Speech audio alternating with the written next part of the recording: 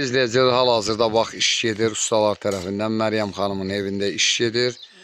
Bura hal-hazırda Biləsuvar, Qəhrəmanlar diyarı, vətənin keşiyində dayanan igidlərinlə tanınan, canından keçən qəhrəman torpağımız. Azərbaycan hər bölgəsi qəhrəmanlar diyarıdır. Sadəcə Biləsuvarın mübarizi şərəfsiz ermənilərin anasını ağladıb 3 gün matəm saxlatdıran Biləsuvardır. Ona görə də qəhrəmanlar diyarı deyilən Biləsuvarımızın Xırmandalı kəndində hal-hazırda Məryəm xanımın evində bir olaraq yenə də iş gedir.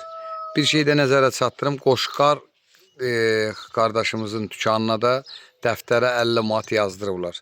Deməli bugün 325 manat canlı ilə bir də 105 elə 305 manatın içindədir 105 manat.